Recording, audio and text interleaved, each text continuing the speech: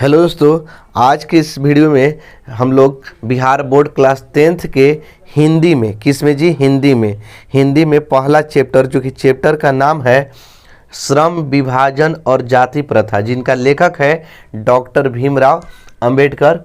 ठीक है, तो इसका ऑब्जेक्टिव क्वेश्चन पढ़ने वाले हैं। इस चैनल के माध्यम से आप लोगों को चाहे कोई भी सब्जेक्ट हो, सभी सब्जेक्टों के, या ऑब्जेक्टिव हो या सब्जेक्टिव हो, आप लोग के तैयारी कराई जाएगी। इसलिए इस चैनल को सब्सक्राइब कर लीजिए, अभी तक आपने सब्सक्राइब नहीं किया है तो, और इस चैनल से जुड़ जाइए ताकि आपको परीक्षा में काफ़ी बेनिफिट मिले। ठीक है, चलिए हम लोग क्वेश्चन को अब स्टार्ट करते हैं। जैसा कि क्वेश्चन पहला देख सकते हैं। पहला क्वेश्चन में है कि श्रम विभाजन और जाति प्रथा के लेखक निम्नलिखित में से कौन है। तो देखिए, श्रम विभाजन और जाति प्रथा है ना, तो श्रम विभाजन और जाति प्रथा के लेखक कौन है? डॉक्टर भीमराव अंबेडकर। इसलिए इसका ऑप्शन हो जाएगा डी। ठीक है, भीमराव अंबेडकर। ठीक है, देखिए यहाँ पर आप लोग के गड़बड़ाने के लिए दो गो दिया है, एक भीमराव साहब दिया है, एक भीमराव अंबेडकर दिया है। तो ऐसे भीम खाली देख के आप लोग परीक्षा में टिक मत मार दीजिएगा। अगर परीक्षा में मार देते हैं ए को रंग देते हैं, और फिर बाद में पता चलेगा कि अरे इसका ऑप्शन तो डी ना होगा, तो यही आप लोग के फिर सर दर्द हो जाएगा, कहिएगा कि हम जानते हुए भी आप गलत मार के आ गए। चलिए आगे देखिए, आगे है कि जाति प्रथा डॉट डॉट है का दूसरा रूप है। तो ऑप्शन जैसा कि देख सकते हैं, ए है श्रम विभाजन, बी है समाज, सी है विभाजन और डी है स्वाभाविक विभाजन। तो इसका आंसर हो जाएगा ए। जाति प्रथा है उस श्रम विभाजन का दूसरा रूप है। ठीक है, क्या है? श्रम विभाजन। ऑप्शन नंबर क्या हो जाएगा? ए। ठीक है, चलिए अगला क्वेश्चन को देखते हैं। अगला क्वेश्चन है कि जातिवाद के पोषकों की इस युग में भी कमी नहीं है। लेखक भीमराव अंबेडकर ने इसे क्या कहा है? बुरी बात माना है, आपत्तिजनक कहा है, विडंबना कहा है, या विशेषता कहा है। ठीक है, तो इसका आंसर हो जाएगा विडंबना। इसका आंसर क्या होगा? उपहास। विडंबना का मतलब होता है उपहास, कि जातिवाद के जो पोषक है उसकी युग में कमी नहीं है। पोषक माने होता क्या है? उसको बढ़ावा देने वाला। ठीक है, जातिवाद करने वाले को बढ़ावा देने वाले की कमी नहीं है। तो डॉक्टर भीमराव अंबेडकर उनको क्या कहा है? विडंबना कहा है। आगे देखिए, क्वेश्चन नंबर 4, श्रम विभाजन निश्चय ही सभ्य समाज की डॉट डॉट है। ठीक है, ऑप्शन नंबर ए है स्वाभाविकता है, आवश्यकता है, उपेक्षा है, या कालिमा है। तो इसका आंसर हो जाएगा आवश्यकता। जो श्रम विभाजन है वो निश्चय ही सभ्य समाज की आवश्यकता है। क्या है जी? आवश्यकता। तो ऑप्शन नंबर इसका हो जाएगा बी। आगे देखिए, अगला है कि भारत की जाति प्रथा की एक और विशेषता यह है कि यह श्रमिकों का क्या करती है? अस्वाभाविक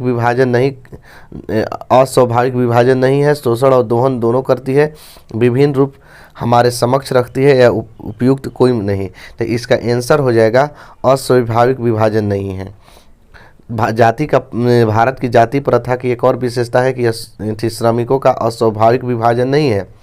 ठीक है, आगे देखिए, अगला है कि जाति प्रथा श्रम विभाजन का स्वाभाविक विभाजन इसलिए नहीं कहा जा सकता, इस विभाजन नहीं है क्योंकि यह मनुष्य की डॉट डॉट पर आधारित नहीं है, तो रुचि पर आधारित नहीं है। इस पर क्या भराएगा जी? रुचि।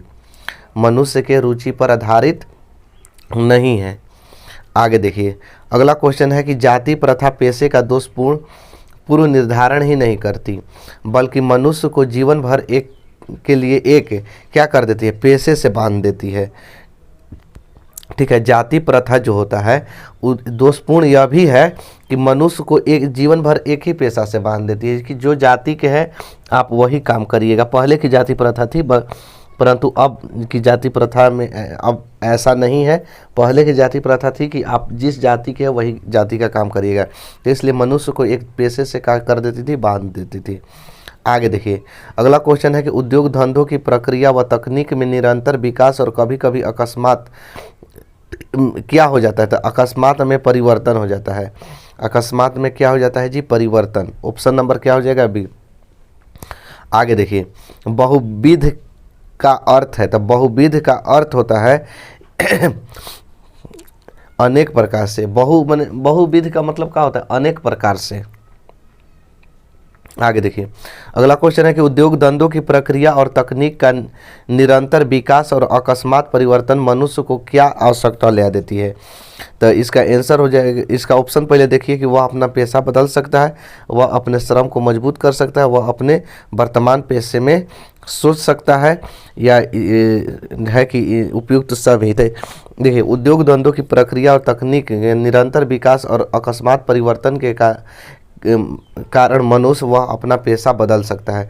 जब उद्योग धंधा में निरंतर विकास हो रहा है तो मनुष्य अगर ज़िंदगी भर एक ही काम करेगा तो भूखे मर जाएगा। तो वह क्या कर देता है, अपना पेशा बदल देता है कि नहीं।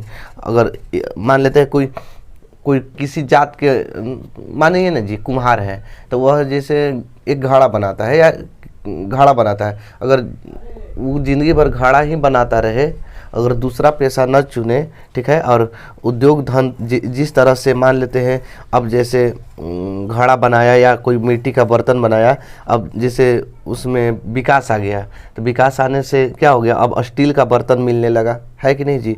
स्टील का बर्तन आ गया, जहाँ पहले दिया चलता था मिट्टी का, अब दिया क्या हो गया, धातु के आने लगा, पीतल तांबा सबके आने लगा ना। तो अब एक कुम्हार क्या सोचेगा कि हम अगर इसी मिट्टी पर अपना ही सब कुछ, अगर इस माने अपना यही धंधा अगर करके बैठेंगे तो नहीं चल पाएगा, तो भूखे मरने के अलावा उसके पास चारा ही नहीं कोई रहेगा। तो वह अपना पेशा क्या कर देता है कि बदल देता है। आगे देखिए, आदमी कब भूखे मर जाता है, अभी तुरंत बताए कब मर जाता है, जब वह अपना पेशा ना बदले, प्रतिकूल परिस्थिति भी आए तो वह पेशा बदलने की उसको इजाज़त ना हो कि नहीं आप पेशा नहीं बदल सकते। तो इसका ऑप्शन नंबर डी हो सकता है कि जब उसे प्रतिकूल परिस्थिति में भी अपना पेशा बदलने की स्वतंत्रता न हो। आगे देखिए क्वेश्चन, किस धर्म की जाति प्रथा किसी भी व्यक्ति को ऐसा पेशा चुनने की अनुमति नहीं देती जो इसका पैतृक पेशा न हो, भले ही वह परंपरागत हो। हिंदू धर्म, इसका आंसर क्या होगा, बी हिंदू धर्म की एक और ख़ास बात है, ठीक है, कि वह किसी भी व्यक्ति को ऐसा पेशा चुनने की अनुमति नहीं देती है जो उसका पैतृक पेशा ना हो, पिता के द्वारा अपनाया गया पेशा ना हो। पहले की जाति प्रथा थी कि आपके पिताजी जो काम कर रहे हैं तो उसकी संतान भी वही काम करेगा, ठीक है। हिंदू धर्म में श्रम विभाजन की दृष्टि से भी जाति प्रथा क्या है, जाति प्रथा क्या है, गंभीर दोषों से युक्त है। क्या है जी, गंभीर दोषों से युक्त है। इसका ऑप्शन नंबर हो जाएगा सी। आगे देखिए, जाति प्रथा का मतलब होता है जातिवाद करना। श्रम विभाजन मनुष्य की किस चीज़ पर निर्भर नहीं रहती, जाति प्रथा श्रम विभाजन मनुष्य की किस चीज़ पर निर्भर नहीं रहती, तो वो स्वेच्छा पर निर्भर नहीं रहती। ऑप्शन नंबर का हो जाएगा डी। आगे देखिए, आर्थिक पहलू से भी जाति प्रथा क्या है, हानिकारक है, चाहे हाँ हानिकारक ही कह सकते हैं, ठीक है। इसका ऑप्शन नंबर हो जाएगा ए। आगे देखिए, लेखक के अनुसार आदर्श समाज किस पर आधारित हो, तो यही होगा लेखक के अनुसार कि जहाँ भाईचारा हो, जिसमें जाति प्रथा न हो, ठीक है, जहाँ सभी मिलजुल कर रहे। तो इसका आंसर हो जाएगा जिसमें स्वतंत्रता, समता और भ्रातृत्व हो, ठीक है, जिसमें स्वतंत्रता हो और स्वतंत्रता भी हो और भाईचारा भी बना रहे। आगे देखिए, अगला है कि भाईचारे का वास्तविक रूप क्या है, तो भाईचारे का वास्तविक रूप होना चाहिए जिसमें दूध और पानी का मिश्रण हो। जैसे दूध में पानी मिलाने से पता नहीं चलता है कि कौन दूध है और कौन पानी है, क्योंकि पूरा एकदम दूधे नज़र आने लगता है। तो इसी प्रकार क्या होना चाहिए, भाईचारे का वास्तविक रूप यही होना चाहिए। आगे देखिए, सामूहिक दिनचर्या की एक रीति तथा समाज के सम्मिलित अनुभवों के आदान प्रदान का नाम है। तो इसका आंसर हो जाएगा आपका सी, लोकतंत्र, ठीक है। सामूहिक दिनचर्या की एक रीति जो समाज तथा समाज के सम्मिलित अनुभवों का आदान प्रदान का नाम क्या है, तो उसको लोकतंत्र कहते हैं। आगे देखिए, अगला है कि जाति प्रथा भारत में बेरोजगारी का एक प्रमुख और प्रत्यक्ष कारण बनी है। प्रस्तुत वाक्य किस वाक्य का संबंध, किस वाक्य का उदाहरण है, तो ऑप्शन हो जाएगा, ऑप्शन है ए सरल, मिश्र, संयुक्त या निषेध वाचक। तो इसका आपका आंसर हो जाएगा ए सरल है। आगे देखिए, अगला है कि स्वतंत्रता का विलोम क्या है, गुलामी या स्वतंत्रता है ना जी, परतंत्रता। इसका आंसर हो जाएगा डी, 20 का क्या होगा डी। आगे देखिए, अस्वाभाविक शब्द है, अस्वाभाविक शब्द क्या है, तो विशेषण है। क्या है जी, विशेषण। आगे देखिए, निम्नलिखित में से कौन सा शब्द परिवर्तन का पर्यायवाची है, तो परिवर्तन का मतलब होता है बदलाव। क्या होता है जी, बदलाव। ऑप्शन नंबर क्या हो जाएगा, सी। अगला क्वेश्चन है कि श्रमिक का पर्यायवाची निम्नलिखित में से कौन सा शब्द होगा। श्रमिक, श्रमिक का मतलब होता है मजदूर, श्रमिक का मतलब होता है मजदूर, तो पर्यायवाची क्या होगा, 23 का ए। आगे देखिए, मानव मुक्ति के पुरोधा किसे कहा गया है, तो मानव मुक्ति के पुरोधा कहा गया है डॉक्टर भीमराव अंबेडकर को। ऑप्शन नंबर हो जाएगा सी। आगे देखिए, भारत की जाति प्रथा का मुख्य कारण क्या है, तो भारत की जाति प्रथा का मुख्य कारण, सबसे प्रमुख जो कारण कहा जाए तो वो है आपका बेरोजगारी, यहाँ की बेरोजगारी। ठीक है। आगे देखिए, अगला है कि जाति प्रथा स्वाभाविक विभाजन नहीं करती, क्यों। जाति प्रथा जो है स्वाभाविक विभाजन नहीं करती, आखिर इसका क्या कारण है, तो रुचि पर आधारित नहीं होने के कारण। क्यों नहीं करती है, रुचि पर आधारित नहीं होने के कारण। आगे क्वेश्चन है, लेखक बेरोजगारी का प्रमुख और प्रत्यक्ष कारण किसे मानते हैं, तो जाति प्रथा को मानते हैं। ठीक है, बेरोजगारी आने का कारण और प्रत्यक्ष प्रमुख बेरोजगारी का कारण किसे मानते हैं, तो जाति प्रथा को मानते हैं। आगे देखिए, अगला है कि आधुनिक सभ्य समाज श्रम विभाजन को आवश्यक क्यों मानते हैं, तो आधुनिक सभ्य समाज श्रम विभाजन को आवश्यक इसलिए मानते हैं वह कि कार्य कुशल में आगे होते हैं। इसका ऑप्शन नंबर हो जाएगा ए, कार्य कुशलता के लिए। आगे देखिए, आगे है कि श्रम विभाजन और जाति प्रथा पाठ बाबा साहेब के किस भाषण का संपादित अंश है, तो इसका आंसर हो जाएगा annihilation of caste, annihilation of caste. Option number C, बहुत बार पूछता भी है। आगे देखिए, अगला है कि अंबेडकर का जन्म किस परिवार में हुआ था, तो दलित परिवार में हुआ था। ठीक है जी, दलित परिवार। आगे देखिए, डॉक्टर भीमराव अंबेडकर ने किस प्रथा की आर्थिक पहलू से खतरनाक माना है, तो जाति प्रथा को। जाति प्रथा को क्या माना है, खतरनाक। आगे देखिए, जाति प्रथा श्रम विभाजन के साथ साथ किसका रूप लिया हुआ है, तो श्रम विभाजन के साथ साथ श्रमिक विभाजन का रूप लिया हुआ है।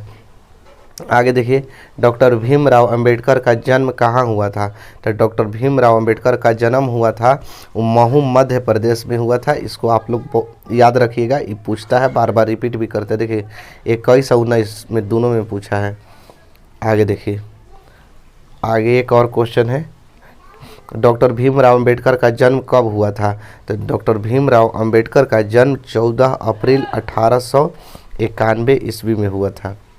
ठीक है, ऑप्शन नंबर डी। बस आज के लिए इतना ही, और इससे याद कर लीजिएगा, काफ़ी भी यही क्वेश्चन है।